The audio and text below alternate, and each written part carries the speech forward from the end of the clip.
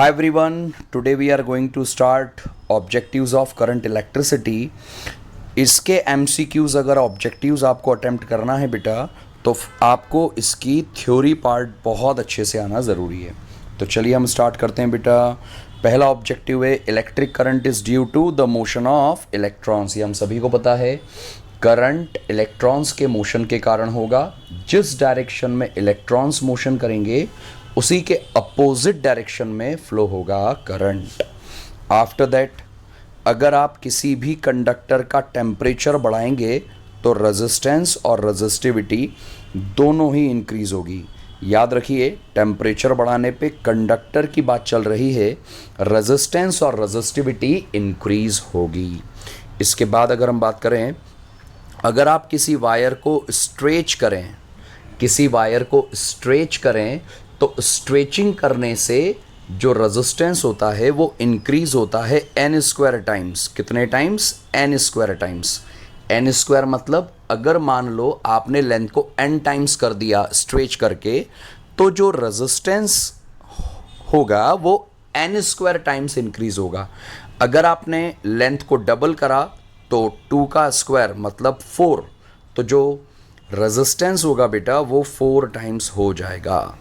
तो याद रखिएगा इस ऑब्जेक्टिव को, अगर लेंथ को डबल करेंगे स्ट्रेचिंग करके तो रेजिस्टेंस हो जाएगा 4 times. Resistivity only depends on nature of conductor. याद रखिए, किसी भी मटेरियल की जो रेजिस्टिविटी है या कंडक्टिविटी है वो नेचर ऑफ मटेरियल पे डिपेंड करती है, वो कभी भी लेंथ और एरिया पे डिपेंड नहीं करेगी। इसका ध्यान रखिएगा। अगला ऑब्जेक्टिव है बेटा, reciprocal of resistivity is conductivity. Resistivity का रेसिप्रोकल होगा कंडक्टिविटी। अगला ऑब्जेक्टिव है, हम बात करें बेटा अगले ऑब्जेक्टिव की, तो अगर हम ऐसे मटेरियल की बात करते हैं जिस मटेरियल का टेम्परेचर कम कर दें और उसका रेजिस्टेंस अगर ज़ीरो हो जाए या रेजिस्टिविटी ज़ीरो हो जाए तो उस मटेरियल का हम नाम क्या देंगे? Super conductor. तो वो मटेरियल जो लो टेम्परेचर पे ज़ीरो रेजिस्टिविटी या रेजिस्टेंस बताता है, इसका नाम होता है सुपर कंडक्टर।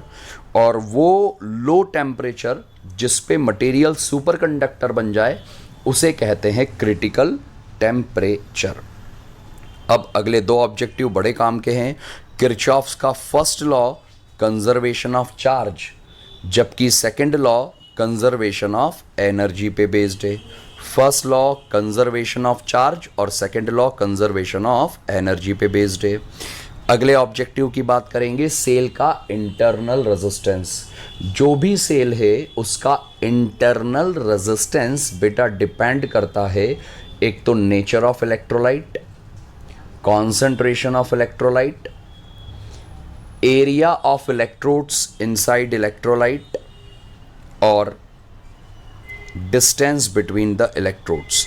ये कुछ पॉइंट्स हैं जो थ्योरी में भी हमने डिस्कस किए हैं, इनका ध्यान रखिएगा। अगला ईएमएफ, इलेक्ट्रोमोटिव फोर्स, ये पोटेंशियल डिफरेंस की ही एक कैटेगरी है। ये मैक्सिमम पोटेंशियल डिफरेंस होगा टर्मिनल्स ऑफ द सेल। जो सेल के दोनों टर्मिनल्स हैं उनके बीच का मैक्सिमम पोटेंशियल डिफरेंस ईएमएफ कहलाता है। ईएमएफ पोटेंशियल डिफरेंस की ही तरह यूनिट एसआई यूनिट वोल्ट होगी और डायमेंशन फॉर्मूला भी वही पोटेंशियल डिफरेंस वाला होगा। अगला पोटेंशियल पर यूनिट लेंथ। बेटा पोटेंशियल पर यूनिट लेंथ होता है पोटेंशियल ग्रेडियंट। याद रखिए, पोटेंशियल पर यूनिट लेंथ कहलाता है पोटेंशियल ग्रेडियंट। आगे बात करें, ईएमएफ का फॉर्मूला होता है I times of R plus small r। बेटा यहाँ कैपिटल I है करंट, कैपिटल R है रेजिस्टेंस और स्मॉल r है इंटरनल रेजिस्टेंस। अगले ऑब्जेक्टिव की बात करते हैं तो इंटरनल रेजिस्टेंस के लिए ये फॉर्मूला होता है कैपिटल R इंटू ब्रैकेट में E/V-1। ये हमने ऑलरेडी थ्योरी में डिस्कस किया है। पोटेंशियोमीटर की एप्लीकेशंस में हमने ये दोनों फॉर्मूले देखे हैं। ईएमएफ के ratio balancing length L1 ratio L2 के इक्वल होते हैं और इसी तरह इंटरनल रेजिस्टेंस का formula R times of L1/L2-1 होता है।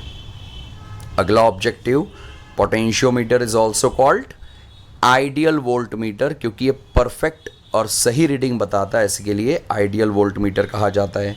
इसके बाद पोटेंशियल ग्रेडियंट की यूनिट, बेटा potential gradient volt per unit length है, दैट्स वाई वोल्ट पर मीटर। इसके बाद किरचॉफ का जो लॉ होता है वो केवल डीसी करंट के लिए ही वैलिड होगा।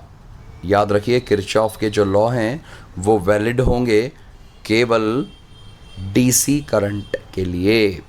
अगला objective, sensitivity of potentiometer can be increased by increasing the length of wire. याद रखना, पोटेंशियोमीटर में 10 मीटर लॉन्ग वायर इसीलिए होते हैं क्योंकि अगर लेंथ ज़्यादा तो सेंसिटिविटी भी ज़्यादा।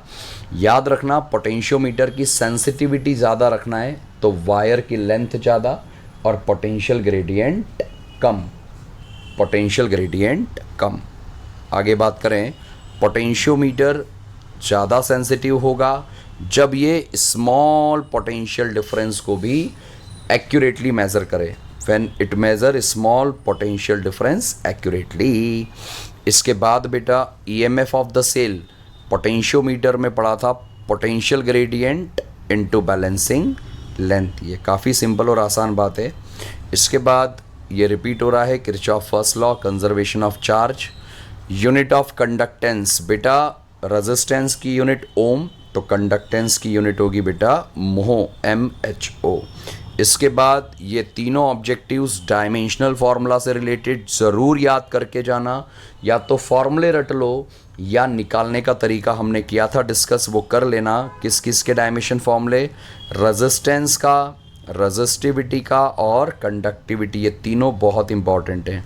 आप पहले रेजिस्टेंस का निकालना सीख लें, रेजिस्टेंस में ही L का मल्टीप्लाई कर दें तो L क्यूब हो जाएगा। देखो आप नोटिस करो, L स्क्वायर से L क्यूब हो जाएगा, तो रेजिस्टेंस के फॉर्मूले में लेंथ का मल्टीप्लाई कर दो, रेजिस्टिविटी आ जाएगी, और रेजिस्टिविटी का रेसिप्रोकल करोगे तो कंडक्टिविटी आ जाएगी। ये डायमेंशनल फॉर्मूले हैं, ज़रूर करके जाना। इसके बाद ये क्वेश्चन सीरीज पैरेलल से जुड़ा है। बेटा पैरेलल में रेजिस्टेंस कम होता है, सीरीज में रेजिस्टेंस ज़्यादा होता है। दो वायर्स को अगर आप पैरेलल लगाओगे तो रेजिस्टेंस कम होगा, दो वायर्स आइडेंटिकल रेजिस्टेंस वाले पैरेलल लगाओगे तो रेजिस्टेंस हाफ हो जाएगा। आप देखो 1 ओम वाले रेजिस्टर्स को पैरेलल लगाओगे तो नेट रेजिस्टेंस हो जाएगा हाफ, आधा हो गया। याद रखिएगा, ohm metre is the unit of specific resistance. बेटा ये यूनिट आपको बहुत अच्छे से याद होना ज़रूरी है। ओम मीटर रेजिस्टिविटी की यूनिट होती है ओम मीटर, जो हमने पहले भी डिस्कस किए। आफ्टर दैट अगर आप टेम्परेचर बढ़ाएंगे तो मेटल का रेजिस्टेंस बढ़ेगा, इस बारे में हमने पहले ही बात की है। स्पेसिफिक रेजिस्टेंस की ये डेफिनेशन होती है, resistance of wire of unit length and unit area of cross section is called specific resistance. किसी unit length unit area of cross section वाले वायर का जो रेजिस्टेंस है उसे कहा जाता है रेजिस्टिविटी या स्पेसिफिक रेजिस्टेंस। इसके बाद बेटा हम बात करें नेक्स्ट ऑब्जेक्टिव की। अगर किसी वायर का रेजिस्टेंस है R, उसके n इक्वल पार्ट्स कर दिए तो हर एक पार्ट का रेजिस्टेंस कम हो जाएगा ना बेटा, हो जाएगा R/n। After that electric current scalar quantity है, याद रखिएगा। फ्यूज़ जो होता है इलेक्ट्रिक सर्किट में यूज़ करते हैं, जो फ्यूज़ वायर होता है इसका मेल्टिंग पॉइंट कम होता है और रेजिस्टेंस ज़्यादा होता है। मेल्टिंग पॉइंट कम क्यों होता है? ताकि अगर स्ट्रॉन्ग करंट जाएगा तो ये मेल्ट हो जाए और सर्किट ब्रेक हो जाए, इसीलिए इसका मेल्टिंग पॉइंट लो और रेजिस्टेंस ज़्यादा होगा। इसके बाद ये रिपीट हो रहा है ऑब्जेक्टिव। अगले ऑब्जेक्टिव पे आते हैं। अगर आप पोटेंशियल ग्रेडियंट को हाफ करेंगे तो बैलेंसिंग लेंथ डबल होगा, ये छोटी सी बात याद रखिएगा। अगला ऑब्जेक्टिव है पोटेंशियोमीटर वोल्ट मीटर से ज़्यादा सुपीरियर है क्योंकि ये ज़ीरो डिफ्लेक्शन पे बेस्ड है। नल डिफ्लेक्शन मतलब ज़ीरो डिफ्लेक्शन, बैलेंसिंग कंडीशन में यहाँ कोई करंट फ्लो नहीं होता और बैलेंसिंग कंडीशन में चूंकि कोई करंट फ्लो नहीं होता गैल्वेनोमीटर वाली ब्रांच में, तो इसीलिए इसका इनफाइनाइट रेजिस्टेंस भी माना जाता है। तो पोटेंशियोमीटर आइडियल वोल्ट मीटर इसीलिए है बेटा क्योंकि ये एक्यूरेट रीडिंग बताता है। अगले ऑब्जेक्टिव की बात करें, suitable device to measure voltage is potentiometer. अगला ऑब्जेक्टिव फिर से रिपीट हुआ है, पोटेंशियल ग्रेडियंट की हमने बात कर ली है। Unit of electric current density, याद करिए करंट डेंसिटी होता है current per unit area, current per unit area, इसीलिए एम्पियर पर मीटर स्क्वायर ये यूनिट होगी करंट डेंसिटी की।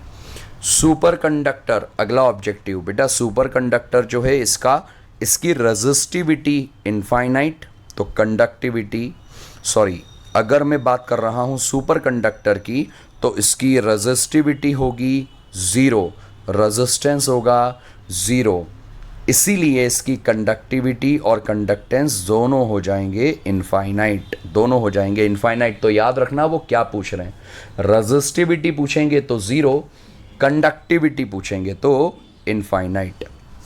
अगला ऑब्जेक्टिव है बेटा मीटर ब्रिज, हमने डिस्कस किया है मीटर ब्रिज का वर्किंग बेस्ड होता है व्हीट स्टोन ब्रिज पे, व्हीट स्टोन ब्रिज पर, और 1 किलोवाट आवर बेटा 1 किलोवाट आवर होता है एनर्जी की यूनिट जो होती है 3.6 into 10 to the power 6 joule, 3.6 into 10 to the power 6 joule. इसके बाद मैच द कॉलम की अगर हम बात करें तो मैच द कॉलम में आप देख सकते हैं इलेक्ट्रिक करंट की यूनिट एम्पियर होगी, ड्रिफ्ट वेलोसिटी मीटर पर सेकेंड होगी, रेजिस्टेंस की यूनिट ओम होगी, स्पेसिफिक रेजिस्टेंस ओम मीटर, और ये इंटरनल रेजिस्टेंस का फॉर्मूला है। याद रखिए आसान है काफ़ी ये। इसके बाद अगर हम बात करते हैं अगले मैच द कॉलम की, तो इंटरनल रेजिस्टेंस ऑफ सेल का एक फॉर्मूला ये भी हमने कुछ देर पहले डिस्कस किया।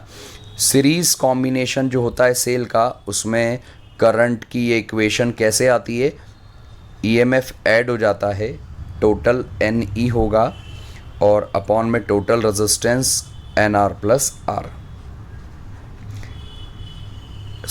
ये फॉर्मूला सीरीज़ कॉम्बिनेशन के लिए होगा। सबका ईएमएफ ऐड होगा और सबका इंटरनल रेजिस्टेंस ऐड होगा, तो ये करेक्ट ऑप्शन रहेगा। तो सीरीज़ कॉम्बिनेशन में ये रहा, पैरेलल कॉम्बिनेशन का फॉर्मूला फर्स्ट ऑप्शन रहेगा, और मिक्स्ड कॉम्बिनेशन में एम एन ई आता है क्योंकि M number of cells series के, एन सीरीज़ में और एम पैरेलल, तो ये डेरिवेशंस में आपको क्लियर हो जाएगा फॉर्मूलेस दोस्तों। ईएमएफ ऑफ द सेल होता है work done per unit charge. ये बेसिक और सिंपल मैच द कॉलम है।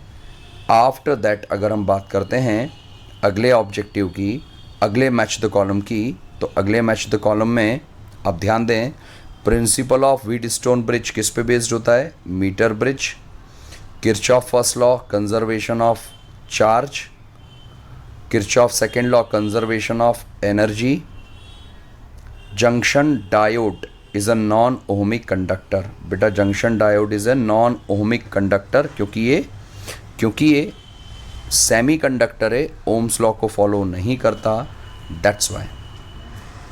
इसी तरह से अगले एमसीक्यू की अगर हम बात करें मैच द कॉलम की, यूनिट ऑफ करंट इज़, अब देखिए एम्पियर ना देते हुए कूलम पर सेकेंड दिया, charge upon time, unit of current density ampere per meter square, unit of resistance होता है बेटा, रेजिस्टेंस की यूनिट इन्होंने आपको ओम नहीं दिए, तो इस बार आप इसकी यूनिट डिराइव करके देखेंगे, ओम इनवर्स हो नहीं सकती, ओम मीटर भी नहीं होगी, मतलब बी ऑप्शन फ़िलहाल बच रहा है जो उससे मैच होगा।